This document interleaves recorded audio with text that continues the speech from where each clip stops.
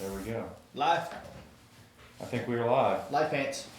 Hey, this is Pat Fellows with the Fresh Junkie Radio podcast doing a special impromptu visit with my friend and coach, Jeremy Brown from Mindright Endurance. And he was passing through town, so I was like, well, meet me at the office. Let's record some stuff. Let's talk some training or just some other nonsense. So this one might get more profane than others, but that's mostly going to be his fault. So I can say live You pants. can say whatever you like. I would say that we're going to come back and edit all that out, but I don't have a bumper yet, a little beep thing. So yeah, we just do our thing. Well, we'll try to be nice. Nobody got time for that. No. We'll be nice. We'll keep it PG-13-ish. Ish. RPG-13. Well, let's jump in, I guess, pretty quick and talk about. I know you and I. So Jeremy coached me from middle of the summer through Ironman Florida. Yeah. And it went well. Coaching a coach can be a big pain in the ass, as sometimes they're not coachable. Sometimes I try to pride myself overall on being coachable in a lot of ways. But at the same time, I think it also has to do with getting somebody that knows what you do and trust what you do. You know what I mean? Yeah. You kind of got to have the same mindset. So when we started out, I think it went pretty smooth.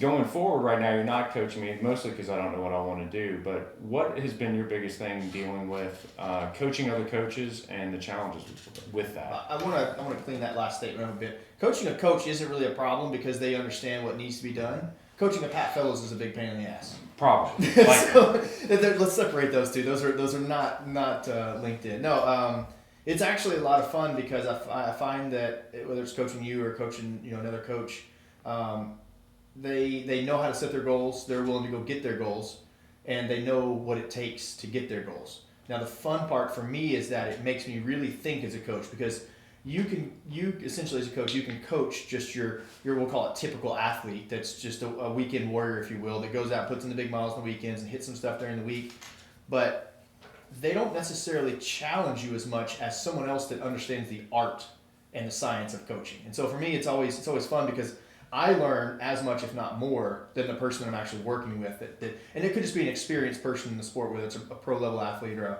someone's been doing it for, like a Mark Miller type person. Scott, I think it's his 40th Ironman this year. Something like that, yeah. No, I think I've had coaches before. I've been coached by friends who were coaches before, and I know going into this go around, I wanted to make sure that. And maybe it's just getting older and doing it longer, like, hey, we're going to do this, like, I'm not going to waste our time. So my mindset going into it was a little bit different than maybe it had been in the past. For those of y'all just jumping in on this, I should have probably let Jeremy introduce himself a little bit better, but he's an owner of Mindright Endurance, and between him and 6 other coaches, is that right, that work for y'all? 8 right now. 8 coaches. They have, I would think, 300 or 400 different athletes at this point? We're about 150. Okay. Yeah, we don't carry large client lists. So there's only 3 of us that are full time. Gotcha. Some others, that do it kind of not on the side, but they have another job as well. They've got anywhere from 3 to 10 athletes. So understood. Maybe I was overestimating your abilities. I think I just gave you 68 clients or something. Yeah, no, I'm pretty sure that you just made us $1 million company, and I appreciate that. You're very welcome. But anyway, Jeremy's been doing it a while, and going back to mindset, I think that I found that the things that he and I spent the most time talking about were things that I don't want to say that we agreed on, but that, and he can correct me if I'm wrong, but he and I kind of got to this point that, like, hey, there's a ton of data out there, there's a ton of technology, there's a ton of information, and triathletes in general get bogged down on it and start worrying a lot more about those types of things than worrying about consistency and... Are you sleeping at night? How's your marriage? Yeah, are you eating? All the other things that are so much easier to control. And so he and I would have, if I'm fair, right, my group of clients right now, I don't have anybody like that. Right. And I think that's over time, I have 2 women I've been coaching for 6 years plus. Have a long relationship with them, and there's a pretty high level of trust. Right. And they know, and they have learned over time that, like, my goal with some of them is keeping them from doing something dumb. Mm-hmm. But making sure they do that, making sure they're pushing themselves when they need to, resting when they need to. I had one of my clients just at, I don't want to give away her age, but mid-50s-ish, set a 7-minute PR at Houston yesterday in the marathon. And like that, I'm of the belief, I'm 48, I'm of the belief that we can still perform and probably perform, one of my kind of things that I hadn't really even shared with you is I think I'm going to try to PR the 5K this spring, like something completely different that's completely painful and nothing that I would normally do. Anyway, I've been blathering on. The idea though is that I think that Jeremy and I are poised to have some good conversations on this podcast and maybe on his, because we both kind of agree to the same mindset that it's about finding out where your line is and that 95% of this is mental. And it's funny, I was thinking on the way over here when you said, hey, swing by, we'll do a podcast. And because I just had the idea when I do my podcast, I typically don't have an agenda like we were talking about just before we went live. It's like just go where it goes. And I was thinking on the way over, because I know you and I have a similar mindset. And there are things we disagree on respectfully, but there are things that we do like adamantly agree on. And I think one thing that we both agree on is like, and you kind of talked about just a second ago, making sure people are pushing when they need to and resting when they need to. It's getting comfortable. It's actually settling is I guess the term that people use nowadays. And that's kind of what you said early on when we were working together is like you knew you need to be uncomfortable to get better. To this 5K, if you're going to continue with that, like it's going to hurt. It's going to have to. Or you're not going to get fast enough. Correct. To PR, period. And so I think that so many people, it's kind of been my soapbox, if you will, for the last half of last year. Once my dad passed away, it reminded me of how comfortable we all have kind of become as a society. Like this is the easiest we've ever had it, and you're a little bit older than me, but you look up, I can have access to anything in 2 days from Amazon, 1 day, for some products, Right. You can order anything you want, you can download anything you want, you can get anything you want right away. And there are a few things that you can't, and fitness is one of those. Yeah. But you got to pay to play. And to pay to play, you have to get uncomfortable at certain points in time. You have to be willing to step outside of that box and test the waters and ultimately fail. You have to be vulnerable enough to say, you know what, I'm going to give this a go. And just like you said, I want to do this 5K thing. You may epically fail, but I guarantee you gain from it. Right.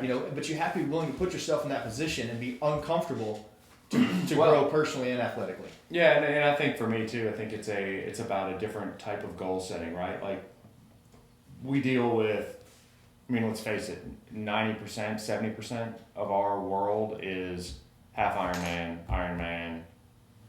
marathon. So much of it. So much of it. And what I began to realize with those distances is that I am a very efficient athlete in a way that I might not be very fast. But I know that I can go out all day long. And we jokingly say, we're really good at exercising for a long time. Awesome. Yeah. And I found for something, I don't know, to get driven again. Yep. For a goal, to be really driven for a goal, you either have to do something like I'm going to say I'm not intimidated by longer events, but if they're endurance events and they just go longer, that's my wheelhouse already, right? Right. That's home. Yeah. So, but like to really challenge myself is like, okay, well maybe I have to do something that I'm not good at, and running fast has always been one of those things. But one of those things that I always want to do is be a fast runner. Yep. But I don't ever do it. Yeah. So here's the thing: is that's it's like resting on your laurels, right? You're going, well, I'm good at this, and when I'm good at something, it makes you feel good. It makes you feel good. You're gonna want to do it more, right? We're always looking for that. It's when you find those people that go, what am I not good at? And let me go do it. Maybe that's why you're such a successful businessman, because it sucks. It's hard. You have to find something and go, I really suck at billing, or I really suck at marketing, or I really suck at audio stuff, and you have to learn that to ultimately enhance your quality of life overall. But you got to kind of take a step back from what you're good at and let go of that safety blanket that you carry and go, what do I suck at? Let's do that. Great example of an athlete. So Jonathan Lejeune came to me about 3 years ago for coaching, qualified for his pro card. So obviously he's unrelatable to a lot of people, but obviously he's really good at exercise, and that's really about it. But it was about 18 months ago, we were having conversations. He wrapped up his first pro season, and we had a decent outing, and I said, the problem is you fucking suck at swimming. Your swim sucks. Right. Like, I don't care that you can run a 1:15 off the bike in a half. that doesn't matter to me because you're 6 minutes back out of the water. You're never going to make it. Never at that level. And so what did he do? He embraced it. He, as I called it, leaned into it. Yeah. He swam 1,000,000 meters last year. Yeah. And now he's swimming the fastest he has ever swam. And his bike is as good, if not better than ever. And his run is really good. And so it's a matter of going, what do I suck at? How can I be vulnerable? Because he wants to be great more than he wants to be comfortable. I mean, look. I need to write that one down. That was good. That was good. Well, we got it recording, so we'll go back and I'll steal that. It's a shirt. That is. One of the things, it's funny, so I play music, and I've been playing music since I was 16, and I will be honest with you, my ability to be average or slightly above average at things permeates a lot of things that I've done in my life. Yeah. Got to a certain point in music. I was self-taught, was never like a shredder because that was not my thing, but figured out how to use music to write songs and do this and that. And I was watching a video about a guy, and it resonated because it crossed over. And it's like, quit. This is guys. He's got a PhD in music, teaches music, but he was also very active in like alternative rock bands through the '90s. Okay. Production guy, knows all sorts of stuff. He's got a huge channel, and I'll share it with you later. But he was talking about what you should be practicing on the guitar. And the first thing he says, quit practicing the things you're already good at on guitar. Like, like for your practice Stop routine. playing that riff. Find something else. You know how to play that already. Like you're never going to become a better guitar player by doing the same things that you know how to do already. But it makes you feel good. It sounds good, and you're good at it. Yeah. It's easy. But I would argue that, and this is again, I would say across the things that I do in my life, that's the thing that, as I was thinking after Ironman in Florida, like, and you and I had some conversations after that. And I'm like, I don't know what I'm going to do. I don't really have any goals, and nothing's really... nothing jumps out. Nothing's really intriguing me because that was the thing. It was like, I know I can do this. Right. If I train my butt off, I do X. If I have a great day, I PR. You said those exact things. You said, it was probably maybe 6 weeks out, and as we were kind of working through things, you said, okay, hang on, I realized something. And that's the thing I love about you is you're brutally honest. Like, straight to the point, not a, hey, how's it going? It's like, hey, man, here's what I'm thinking. And you said, okay, if I train, say 14 hours a week, we've arbitrary number, 14 hours a week, then I have the potential to go this time. If I train 8 hours a week, I have the potential to go this time. Not a big difference there. You're talking about, we're talking about swim specifically. You're like, if I swim 10K a week or if I swim 2K a week, I'm still going to have just about the same swim that I've always had. Absolutely.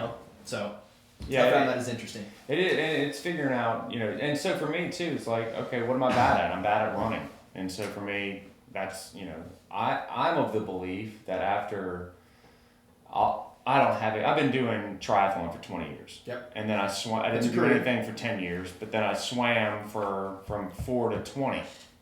So 15 years of swimming, nothing for 10, another 20 years. Yep. I would call that a career of endurance, right? Like sure. I know that I can. It's a lifetime of endurance. I can go back and go longer. Yep. What I think, and I haven't, I'm not the science guy, but I truly believe that guys that are kind of in the, let's say, 11 to 12 and a half hour range for an Ironman. Yep.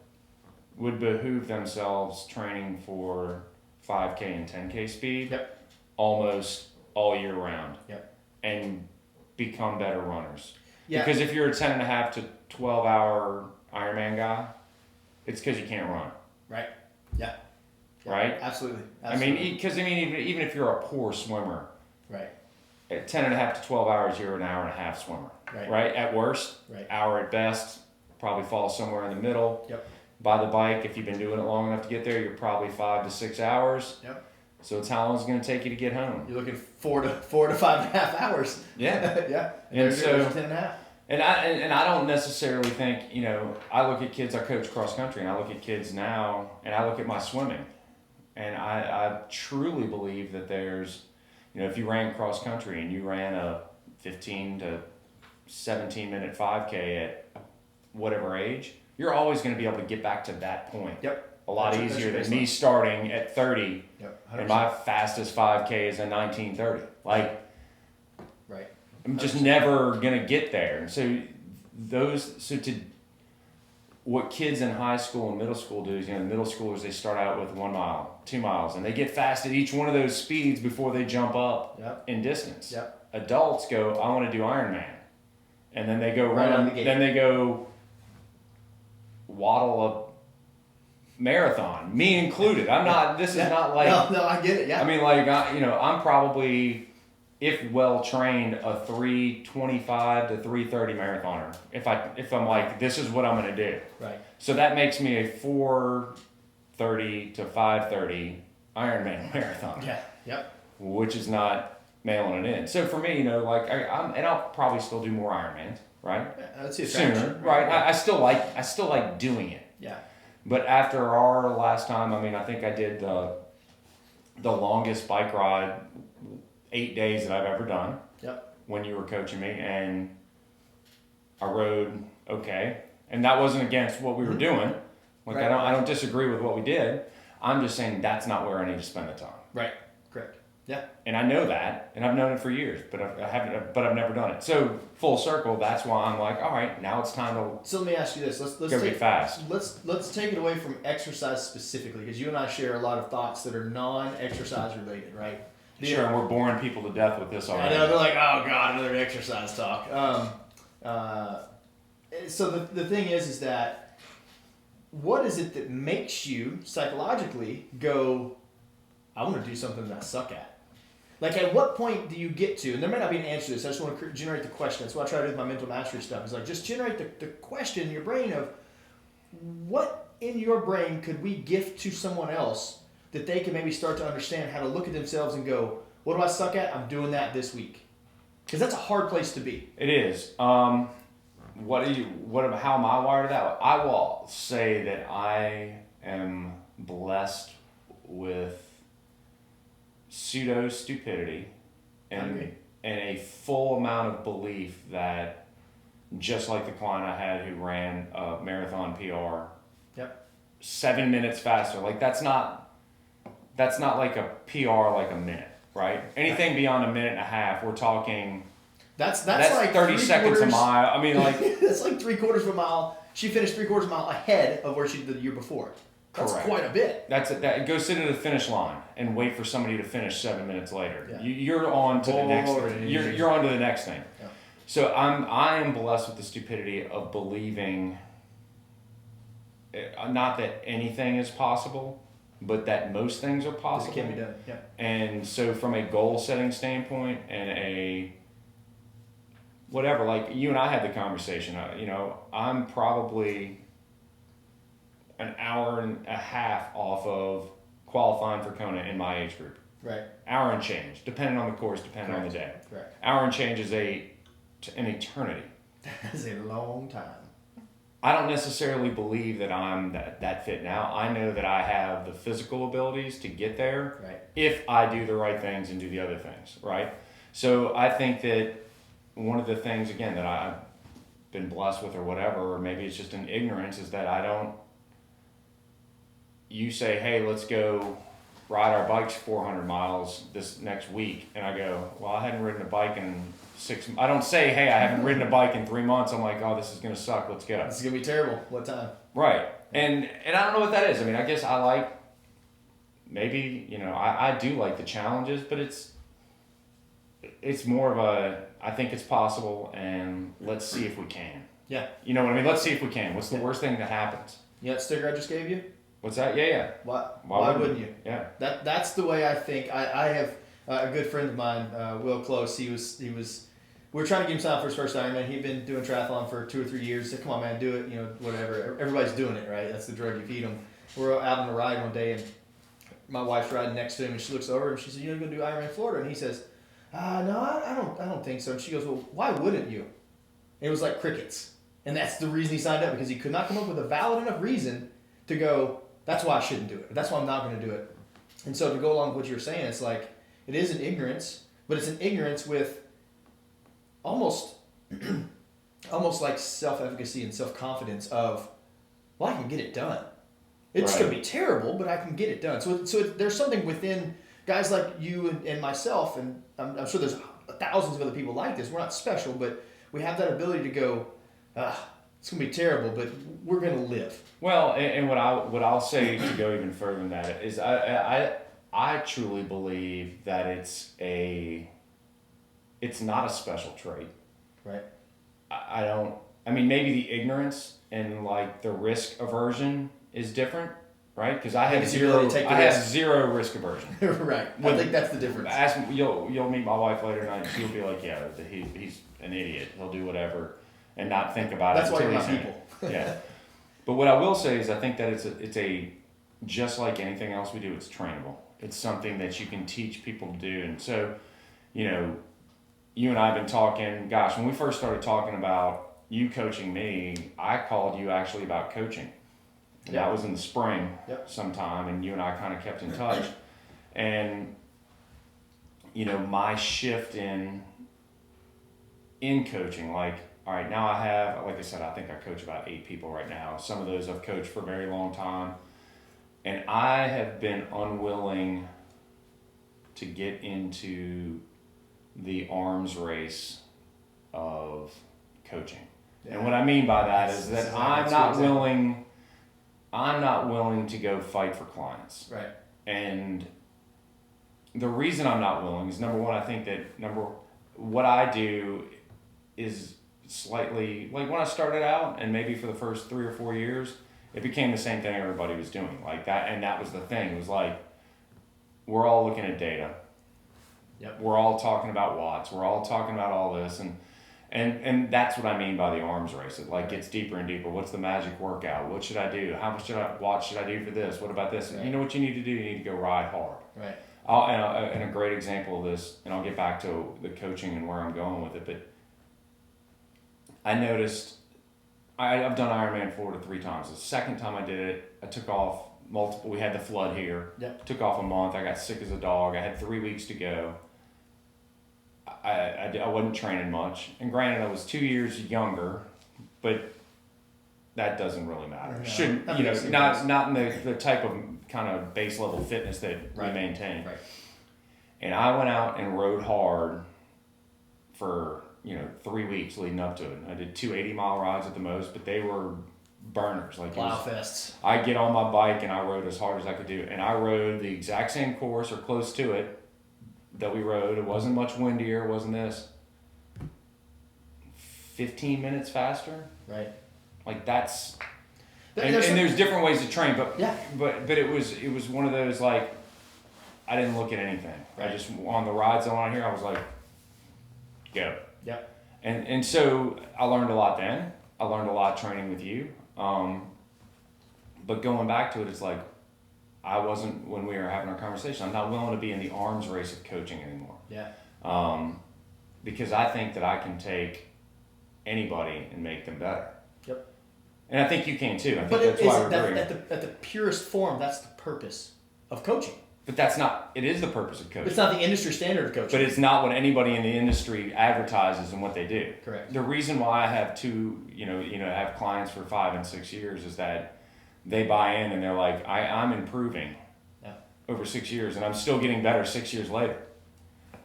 And then I coach other people and it becomes less about, all the best coaching relationships to me are the ones that have zero to do with workouts. Yep. It becomes the friendships and me trying to help them and push them. And a buddy of mine, I coached a husband and wife together for 4 or 5 years. Right. That's a unique challenge in itself. And he texted me over the holidays, and we've been friends since college, and we've done all sorts of stuff. Went back and forth. He was like, "Hey man, I just want to thank you for making my marriage better." Yeah. And I was like, I was so humbled by that. But that's what it's about. But he was like, you pushing my wife, you pushing me, and the way that relationship was, and because he was like, I don't know if you even remember this, but one of the things you said to me when I was talking to you, he said I had talked to 4 different coaches, and the one thing you said to me is like, here's the deal, man, I'm going to make you better, and you're going to run faster, and you do all that stuff, and you're not going to need a divorce lawyer when it's over. Right. And he was like, sign me up. Yeah. Anyway, I knew this was going to be tangential because that's the way these things go. But Is that a real word? See, I'm not an English guy. I'm not a well-spoken guy like I yourself. think tangential is a word, but it might be mispronounced. Because when you said that, my mind did not go there. I'm going. It went off on another tangent. Yeah, it right. did. Absolutely. But the state of coaching for me, it's different. What I want to do now is like, how can we impact more people? How can I hate the word life coach because I think it's terrible. What I think that what people can learn a lot about themselves through physical activity. So to add to that, my intent and purpose with coaching is to positively impact lives through fitness. That can be fitness of losing weight through consistent exercise. That can be positive impacts of someone that gets better at something and they feel better about themselves and therefore they are happier in their marriage, they're happier at home, they're happier at their work. They have a habit that they like to do that appeals to them and ultimately has changed their life. Sometimes it's magnificent changes, massive changes. Sometimes it's just very subtle things. Sometimes it's just giving people maybe a little bit different perspective to think of things and the way that they perceive things. Yeah. And you're right. I mean, I could bore you to death with going through the data and all this other crap that ultimately I don't like about what I have to do. I don't enjoy that, but it's part of the process. It's the science of it. I understand that. I love the art side of it. The getting to know people, understanding what makes them tick, like the psychology of it, which is why I started this mental mastery business. Is like there's always more out there to learn about the human brain and how it interacts and how it reacts. And my vehicle for that initially, and at this current point in time, is through fitness. Yeah. But ultimately, I want to parlay that into, like you said, life coaching. I hate that term. I hate motivational speaker. I hate life coaching. But that's exactly what it is. You and I have the gift of communication. We have the ability to communicate effectively certain thoughts, ideas, or theories into the person's ears so that they understand them and consume them their own way, and then they can put them in place. And that's what I loved about all of our conversations. There were very few times that you and I actually talked about exercise. If you look at our Facebook message thread, it was very rarely was it, hey man, I held this heart rate for this long. It was more like, hey, I felt like shit. But you know what I thought on my ride today? I was thinking about this. There was not a lot of exercise talking. To me, that is a gift as a coach to have that, because every single day I can talk to somebody about power. Every single day I can talk to someone about splits. Every single day I can talk. It's harder to find people that actually understand that what they do is a hobby that they're serious about, but that they're still human beings and they still have ups, they still have downs, they still struggle, they still have great days. That to me is what I look for as a coach and try to surround myself with, because I feel that that's my best way to help people. Absolutely. I mean, and I agree. I mean, that's what I think that, and it's why I haven't put coaching on hold, but again, I haven't gone and been like, all right, I want to make X, and I do other things. Don't get me wrong. Like if I just flat out had to, you'd grind it. I'd be a little bit more aggressive with that. I think I have the luxury from a coaching standpoint to pick the things and people that I want to coach and the things I want to do. And again, like I said, it's like, hey, I'm just not going to be in this arms race. Like I am not. And look, I've sent different people to different coaches and all sorts of different people. Like I'm not the coach for you. Like if that's what you want, like I am not your guy. Yep. And because I just can't fake that anymore. And so I coached a girl recently. I'm going to say recently. She ran her first marathon. And in June or July, like she could barely run a mile. And awesome. It really wasn't about. She wasn't a typical. I say typical. I say, you and I run into a lot of people that'll be first timers with things and then just escalate as fast as they can, all the way up to Ironman and beyond, and then drop off the face of the earth and go back to doing nothing or whatever. Yep. She was not like that. She started out. I mean, she was a fit girl. She'd ridden a bike before her previous marriage. I think her husband was a cyclist. So like I don't want to say actual bike, but she had a little. She knew what it was about, but she was never a runner. And so, I asked her, it's going back to the benefits of using endurance events as a life changer. Yeah. Right? So that, during the last 6 months as I've been looking at coaching and what I want to do, I went from data guy to I'm quitting coaching completely. Right. and then started inching my way back. I mean, I'd even emailed all my clients. I'm like, hey, look, probably by the October 1st, I'm just done. Yeah. And I had a couple of them like, really? You know, and I finally was like, all right, how can I figure out ways to do what I want to do? And having conversations with this girl who did her first marathon yesterday, and she's like, you don't realize me, just having you watching what I was doing. Yep. I mean, and she did a program that was built that I kind of adjusted around her, but she's a friend of mine who just gave it to her. Here. It's in training page. Just do it. Yep. If you got questions, ask me. She's done things for me in the business world before. I'm like, whatever. You're a friend. Here, go ahead. And she, through the conversations, made me realize the increasing confidence she had, the ability to, what running gave her at the end of a shit day at work, or you can't say shit on this podcast. I can say whatever I want. All the extra things that you and I know, and maybe when, again, like you've been doing this for so long, take for granted. Yeah.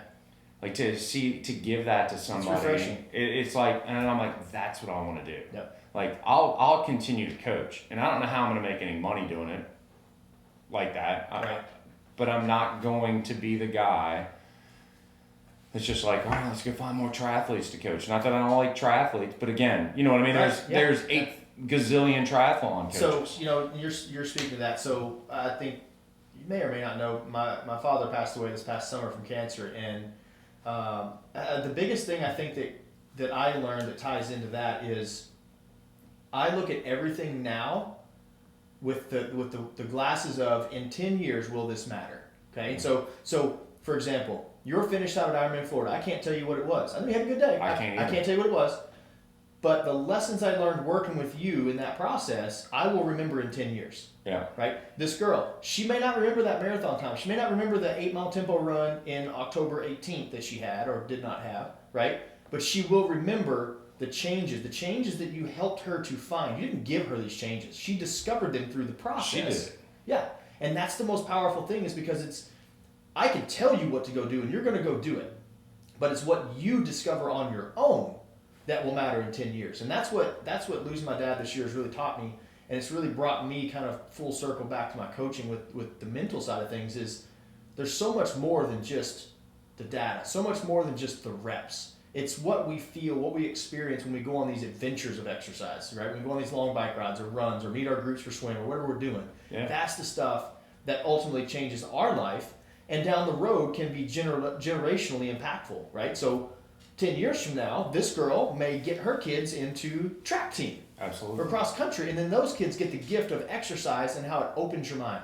Everybody listening to this podcast right now, I guarantee, has had some type of thought process on a workout that they would not have had if they'd been sitting at home drinking coffee that morning. Absolutely. Or went home and had a dinner and a drink. It opens your mind, it frees you to the opportunities. Now, whether or not you capitalize on them, that's a completely different topic. But the gift of exercise is, for me, the gateway drug into actually changing lives positively. Well, and I will say it doesn't, you may go realize something on a run and not gain something from it today.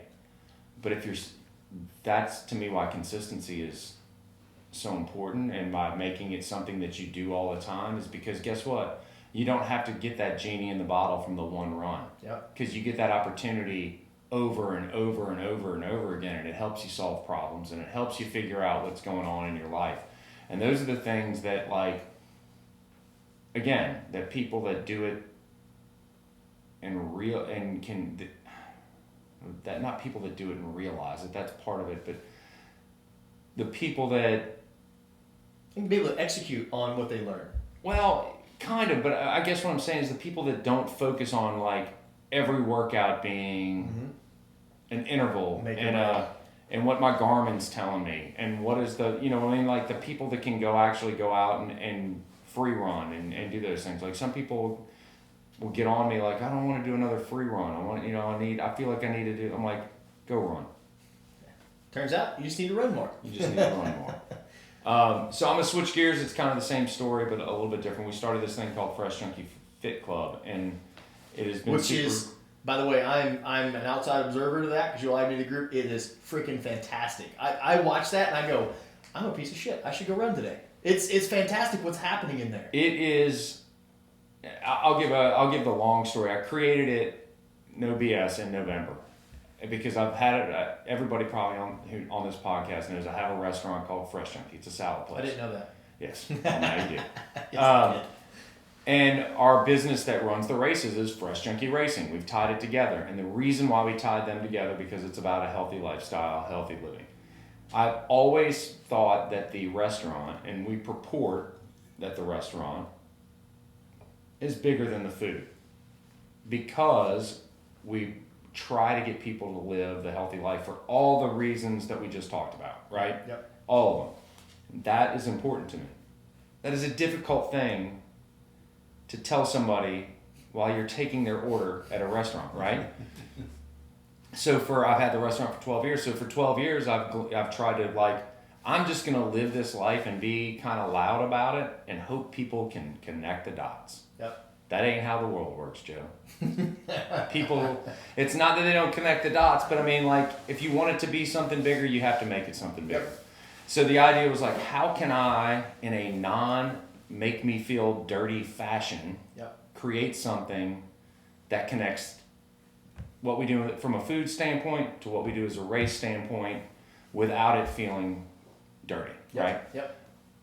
So we started this thing called Fresh Junkie Fit Club, and if you're on Facebook and you want to get in on it, just type in Fresh Junkie Fit Club and ask to join, and everybody's admitted. And if you're on Facebook and don't go to it, shame on you, because it is even if you're just a casual observer and you decide you don't want to participate, just watch. It's crazy. It's I'm sitting here going, it's freaking brilliant. There are so many people moving right now that probably wouldn't be moving as consistently. It is insane. So it started in November, and I still didn't know what to do with it. I knew I had to do something, but I didn't know what it was going to be. And I'd like to say that I had this thunderbolt of brilliance. I did not. We know that's not how it works. New Year's Eve, I was sitting around. I'm like, you hadn't really done anything since Iron Man. Yeah. I kind of had this. I had this idea. I was like, maybe I should probably try to do something. 5K PR, blah, blah, blah. And I was like, in 2013, me and a group of people did this 100 runs in 100 days challenge. Yep. Super simple. You run 100 times in 100 days. You can do up to 2 runs in one day.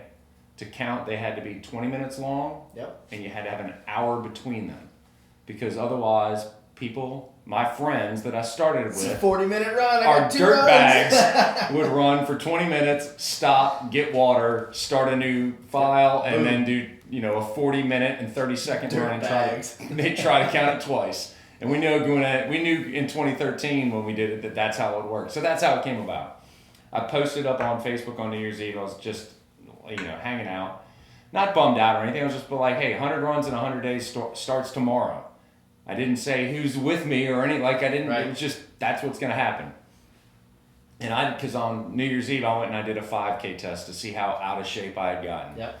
And it was terrible. It's abysmal. And it was bad. So I was like, I'm starting tomorrow. I'm still connected to your training because I keep getting your heart rate threshold updates. And by the way, the fine folks at Garmin need to get a better heart rate. Don't get me started. I think it's terrible. Yeah, just non-functional. So 20 or 30 people were like, I'm in. All right. Well, there's that. All right. So finally, on this one post, I think we had 200 comments. Yeah. Which is insane. It's mind-boggling. Yeah. And then I started the Fresh Junkie Fit. I had the Fresh Junkie Fit Club, and I just started inviting people. And then it started to be, hey, I'm not a runner. Hey, does yoga count? Right. Hey, can I do a bike ride? Hey, what about a swim? Right. Hey, what about taekwondo? And the 2013 me. Hell no. Would have said, hell no, it's the 100 runs in 100 days. But I was like, dirtbag. And I still would want to have impacted all these lives. Yep. But I would have made them run 100 times in 100 days. That would have been my thing. Right. Softer, gentler me, I guess. Because screw you, you're running 100 times. Because I said so, because them's the rules. But, to date, there's been, in it's 20 days? Yeah. Yep. There's 620 members. There's analytics on that thing. I'm not a huge, like I've stated 900 times on this podcast, I'm not a numbers guy. There we And I looked at it though the other day. There's been something like 1,900 individual posts by different people. And there's been, between the posts and the comments and the likes and this and that, of all those posts, there's been something like 30,000 interactions in 20 days. Like, to anybody that's in marketing and anybody that could be, who works on Facebook and knows Facebook ads, to get interaction of 30,000 so much money would cost you thousands of dollars. So I'm sitting here as a business owner and I'm thinking, my God, that is brilliant. But the best part about it is it was not done from a business standpoint. It was done because he said, hey, I'm a lazy slug. I want to do something. I'm going to do this. And that's it. So it's as organic as you'll ever find an operation. 100%. That is 100% self-sufficient and feeding itself. And as a business owner, that doesn't happen. Well, and so here's the other deal. So everybody, I've had more than a half dozen people. How are you gonna monopolize? How are you gonna monetize this? I said, I'm not. I'm not. I'm running 100 times. I said, I'm gonna run. I'm gonna get faster, and that's gonna be good. But so just if you're in the Fit Club, know that and everybody that's in it, I'll make a post a day. That's it. Everything is gonna be giveaway based. Yeah. Do I want them to come eat at my restaurant? Of course. Absolutely, yeah. But guess what? They're all going to get a discount every time. Like, hey, I want you to try it. If you don't like it after that, don't come back. Right. We partner with Lululemon to give away a couple bras for women. Like, I'm going to get you to give me some coaching to give away to somebody. Like, or a program or whatever. Like, everything is giveaway based, right? Because it's like, I'm just not in it to sell it. And eventually, going back to the conversation we were talking about coaching, somebody's going to go, hey, I want more. And they'll probably give me a shout. And maybe I'll get a client from it, maybe I won't. But it's all like, here it is. Here's the thing, and this is for the listeners. I'm not talking to Pat right now. I've been in business since I was the age of 12. I owned some type of business, right? And I started off initially like every young entrepreneur, and I'm just hungry, and I want to make money, and hey, buy this widget, whatever it is. The older I get, the more I realize that even removing the business part, it is more satisfying for me as a human being to give away something. Not products, but give away my time, give away my attention. And this can talk about family, this can talk about business, whatever you want to talk about. Giving that away brings me the ultimate satisfaction. Now, at the end of the day, I think Pat's right. At some point, somebody's going to go, hey, I'm interested in coaching. But that's not at all. And he says this, and I'm getting chills because it's exactly what I believe. It's exactly what I feel, is that if we all as human beings, being decent human beings, gave more than we asked for, this world would be insanely different. I mean, incredibly different. So just watching this, I am in awe of what's happening from just a humanity standpoint. Well, and the last thing I'll talk about to that point is, I came from this background. Like the 90s, I might not have been the best person on earth. Did a lot of partying. Should we fist bump on that, or we'll wait till later? Yeah, probably. But I made, I still have friends from that era. And seeing people from that time in my life getting into fitness is awesome. Yeah. Seeing those people commenting and sharing and embracing people that they don't know from across the country who are struggling to try to figure out how to fit in 20 minutes a day is the coolest shit ever. Yeah. Like, I've got friends from all over. And so, going forward, it is going to be like, hey, now we're going to give you a 12-week triathlon plan. Because we have some triathlons that we put on. We'd love for more people to get into the sport because, again, we truly think that the sport is great. Yeah, it'll change you. Here's a 12-week triathlon plan. Yep. So maybe after the first 100 days, the next 100 days is, okay, now you should feel better about going to ride a bike a couple times. Right. Like, what's the next thing? Yeah. What's the next thing? Because after 100 days, it's not going to die. Yep. My goal is to make it bigger and bigger and bigger and get more people active. Moving, thinking, living. Yeah. Absolutely. And so it has been cool. And again, full circle, like to me, I've thought about it a lot over the last 20 days. Like as a coach and somebody that's coached for a piece of his income for 7 or 8 years, I've gotten more from that group in 20 days. So satisfying. Than I have, because I've been, again, somebody's like, well, you going to get clients out of it? What are you doing? I'm like, I'm already getting what I want out of it. Yep. Like, and when I was thinking for the past 6-8 months, what I want to do for coaching, I just want to coach more people. Yeah. And so I'm doing that now. Yeah. And so that's the part I like about coaching. Like nobody wants to write workout plans and workouts, right? You know why? Because all the workouts have been written. Yeah, that's so, so it's like I'm gonna force myself to write something that's essentially already been written. Yeah. So it's really neat, and it does emphasize the things we talk about, uplifting people and being involved. So, like I said, at the end of the day, as far as I'm concerned, from my point of view, and this is why I love the man sitting across from me. You can edit that out, right? No. So historical document here. The reason for that is that it is. Yeah, sure. I got into the business of coaching to make money. I'm still in the business of coaching because I want to make people better, happier. If it's faster, it's cool. It's faster. There's some people that just legitimately get faster, but everyone will discover something. And when you see that light bulb go off in someone's brain, whether it's after a workout or after a race or after an event they complete, when you see that light bulb, you can't write me a check that covers the balance of what that means to me personally.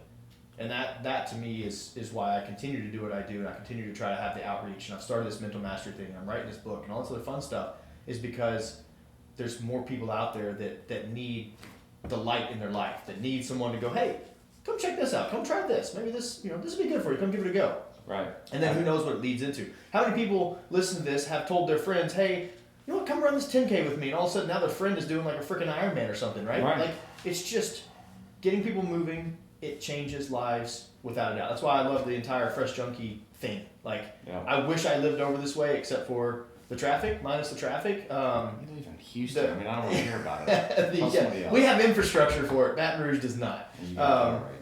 But I would love to be a part of that because what you guys have going is special. I watch from a distance and go, man, I want what those guys have. So it's pretty awesome. I guess that team, not those guys. Well, no, and it is a bunch of guys too. There's a bunch, this part, all the things that I'm talking about from a Fresh Junkie and Pat Fellows and Fresh Junkie race, like there's another group of guys, Jonathan Juba, Pat O'Brien, Jennifer Maha, and Ellie. We had 50 people on the Louisiana Marathon team this weekend. That's and awesome. All of them are of like mind. Yep. And all of them, they worked and they get paid to do this. Right. But every single one of them would be the person to hug a marathon finisher who was bawling, crying, and in the chute. Yep. Because that gives them joy. Yeah. And so it's been fun for us to build something so cool. And again, it's not just me; it's this whole team. And in the Fit Club today, I put up the picture of all the people that did the Louisiana Marathon. That from the production standpoint, because people need to know that. Yeah. You know what I mean? That it's not just me like, hey, run here, run here, stop here, turn there. It's about a lot more people. Man, we're up against maybe almost 50 minutes of us blathering on, but I would give your stuff a shout out because and I'll put it in the show notes on it too, so we know what you're about and where people can find you. Hi, Mom. My mom never listens to any of my stuff. Perfect. I joked for a long time when I've had many podcasts, and I always joke that we did a Facebook Live thing at one point in time. It was like, it's 3 people watching, and I realized one of them is me. Yeah. And then one of them is my counterpart who was up in Kentucky at that point in time. And then my mom texts me and she goes, watching your show, and I'm like, great. It's my mom and me and my cousin essentially. That's like good this stuff. is fantastic. So now Mindright Endurance is obviously kind of my day gig. Love it to death. We have 8 coaches and much like what he was talking about, we have that culture and that family and that community, and that means more to me than people paying me to coach them or paying one of our other coaches to coach them. And so I'm very, very proud of what we've built there. It's an incredible little family, as dysfunctional as it may be. And the other thing I'm doing is Mental Mastery. You can check it out on Facebook. It's very simple, Mental Mastery. I do a very short 2 to 3 minute podcast every single Monday. That's just get you thinking for the week. I'm not giving you anything. I'm just creating opportunities to wander in your own brain. So go check those out at Mental Mastery or getmymindright.com. That's kind of all my stuff for now. I got some other stuff in the pipeline, but like us, I think that you and I it's funny you were alluding to it earlier. I feel that we're truly jack of all trades, master of none. I'm sure that if we sat down, somebody asked me the other day, they said, well, what happens if Mindright goes away? And I said, well, that would be a terrible day, but, I'd go get a job, and they go, well, what would your resume look like? It's like, oh shit, how many pieces of paper do you have? Because there's a lot of boxes that have been checked, but, at the end of the day, I'm extremely fortunate to do what I do and to be able to hang out with people like Pat and, just ultimately have fun doing what I do. I think that's created a lot of headspace to help other people find what it is that they want to do and have fun with. Yep. Well, look, I appreciate you coming in, and I know you'll be back over here, and you and I will figure out a way to do this remotely too, Sure so we enough. can do it more. Jeremy and I have been talking about doing this for 6 months or so. So it's been fun to talk, and thanks for listening to Fresh Junkie Radio, powered by PreSonus Audio. We always thank those fine folks over there who are more than generous to us and support what we do. We use their equipment, and it is great. Other than that, you can check out all the upcoming races on the Fresh Junkie Racing calendar at freshjunkiерacing.com. You can find out about the restaurant at freshjunkie.com. And if you want to read more of my ramblings, you can go to patrickfellas.com. So That's worth the time. thank you. I appreciate that, brother.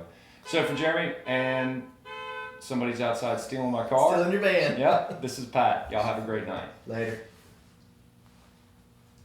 That was awesome. And somebody just jacked my shit. All right.